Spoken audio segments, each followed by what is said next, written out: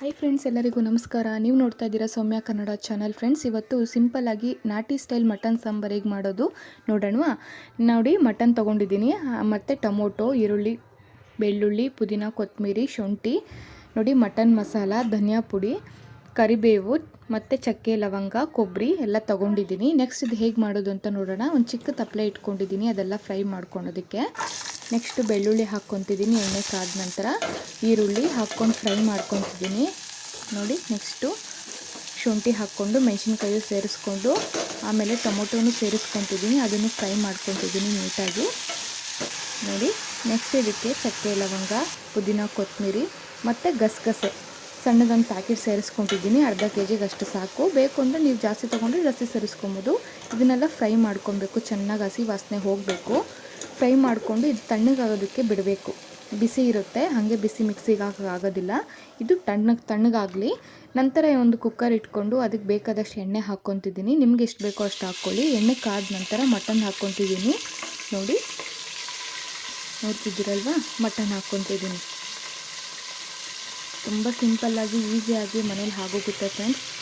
ನೋಡಿ, ನೆಕ್ಸ್ಟು ಅರಿಶಿನ ಹಾಕ್ಕೊತಿದ್ದೀನಿ, ಉಪ್ಪು ಹಾಕ್ಕೊತಿದ್ದೀನಿ. ಉಪ್ಪೆಲ್ಲ ಹಾಕ್ಕೊಂಡು ನೀಟಾಗಿ ಮಿಕ್ಸ್ ಮಾಡ್ಕೊಳ್ಳಿ. ಅದು ನೀರು ಬಿಡಬೇಕು. ನೀರು ಬಿಟ್ಟರೆ ಮಟನ್ ತುಂಬ ಚೆನ್ನಾಗಿರೋದು. ನೋಡಿ, ಈಗ ನೀರು ಬಿಟ್ಟಿದ್ದೆಲ್ಲ ಸ್ವಲ್ಪ ಬಿಟ್ಟ ಮೇಲೆ ಕರಿಬೇವು ಹಾಕ್ಕೊಳ್ಳಿ. ಹಾಕಿದ ತಕ್ಷಣ ಹಾಕೋಕೆ ಹೋಗ್ಬಿಡಿ, ಅದು ಫ್ಲೇವರ್ ಇರಲ್ಲ ಅಂತ ಅಷ್ಟೇ. ನೋಡಿ, ನೆಕ್ಸ್ಟ್ ಇದು ಬಿಟ್ಬಿಟ್ಟು ನಾನು ಆಮೇಲೆ ಮಿಕ್ಸಿ ಜಾರ್ಗೆ ತೆಂಗಿನಕಾಯಿ ಹಾಕ್ಕೊಂಡು ನೆಕ್ಸ್ಟ್ ತಣ್ಣಗಾಗಿರೋದನ್ನ ಮಸಾಲೆ ಎಲ್ಲ ಸೇರಿಸ್ಕೊತಿದ್ದೀನಿ. ನೀರು ಹಾಕ್ಕೊಂಡು ರುಬ್ಕೊಂಬರ್ಬೇಕು. ನೋಡಿ, ಇವಾಗ ನೀರು ಬಿಟ್ಕೊಂಡಿದೆ, ನೋಡ್ತಿದ್ದೀರಲ್ವ. ಈ ಹದದಲ್ಲಿ ಏನು ಮಾಡಬೇಕು ಅಂದರೆ, ನಾನು ಇದಕ್ಕೆ ಧನಿಯಾ ಪುಡಿ ಸೇರಿಸ್ಕೊತಿದ್ದೀನಿ, 2 ಟೇಬಲ್ ಸ್ಪೂನ್ ಆಗೋಷ್ಟು. ನಿಮ್ಗೆ ಎಷ್ಟು ಬೇಕೋ ಅಷ್ಟು ಸೇರಿಸ್ಕೊಳ್ಳಿ. ನೆಕ್ಸ್ಟು ಮಟನ್ ಮಸಾಲ ಸೇರಿಸ್ಕೊತಿದ್ದೀನಿ, ಅದನ್ನು ಹಾಕ್ಕೊಂಡು ನೀಟಾಗಿ ಮಿಕ್ಸ್ ಮಾಡಿ. ಈ ನೀರು ಬಿಟ್ಕೊಂಡಿರೋದೆಲ್ಲ ಗ್ರೇವಿ ಥರ ಆಗೋಗುತ್ತೆ ಅದಕ್ಕೆ. ನೋಡಿ, ಆಮೇಲೆ ಮಸಾಲೆನ ಸೇರಿಸ್ಬೇಕು ಇದಕ್ಕೆ. ನೋಡಿ, ಈ ಥರ ಆಗುತ್ತೆ. ಈ ಥರ ಆದಾಗ ಈ ಹದದಲ್ಲಿ ಏನು ಮಾಡಬೇಕು ನೋಡಿ, ಇದು ಮಸಾಲೆನ ಸೇರಿಸ್ಕೊತಿದ್ದೀನಿ. ಈಗ ಇದಕ್ಕೆ ನೀರು ಹಾಕ್ಕೊಂಡು ನಿಮ್ಗೆ ಎಷ್ಟು ಬೇಕೋ ನೀರು ಅಷ್ಟು ಸೇರಿಸ್ಕೊಳ್ಳಿ. ನಾನು ಹಾಕ್ಕೊಂಡಿದ್ದೀನಿ. ಸ್ವಲ್ಪ ಗಟ್ಟಿ ಬೇಕು ಅಂದರೆ ನೀವು ನೀರು ಕಡಿಮೆನ ಸೇರಿಸ್ಕೊಬೋದು.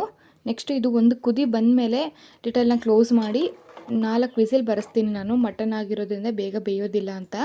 ಕುದಿ ಬರೋದಕ್ಕಿಂತ ಮುಂಚೆನೇ ಹಾಕೋಕ್ಕೆ ಹೋಗ್ಬೇಡಿ. ನೋಡ್ತಿದ್ದೀರಲ್ವ, ಇದು ಕುದಿ ಬಂದಿದೆ. ಈಗ ಮುಚ್ಚಳ ಮುಚ್ಚಿ 4 ವಿಸಿಲ್ ಕೂಗಿಸ್ತೀನಿ.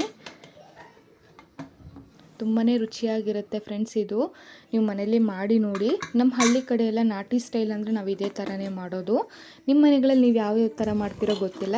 ದಯವಿಟ್ಟು ನನ್ನ ಚಾನಲ್ ಏನಾದರೂ ನಿಮ್ಗೆ ಇಷ್ಟ ಆಗಿದ್ದರೆ ಲೈಕ್ ಮಾಡಿ, ಶೇರ್ ಮಾಡಿ, ನನ್ನ ಚಾನಲ್ನ ಸಬ್ಸ್ಕ್ರೈಬ್ ಮಾಡ್ಕೊಳ್ಳಿ. ಬೆಲ್ ಬಟನ್ನ ಕ್ಲಿಕ್ ಮಾಡಿದ್ರೆ ನಾನು ಹಾಕೋ ಹೊಸ ವೀಡಿಯೋ ನೋಟಿಫಿಕೇಷನ್ ಫಸ್ಟ್ ನಿಮಗೆ ತಲುಪುತ್ತೆ. ನೋಡಿ, ತುಂಬಾ ಚೆನ್ನಾಗಿ ಬಂದಿದೆ. ನೋಡ್ತಿದ್ರೆ ನೀವು ಒಂದ್ಸತಿ ಟ್ರೈ ಮಾಡಿ ಫ್ರೆಂಡ್ಸ್. ಎಲ್ಲರಿಗೂ ಶುಭವಾಗಲಿ.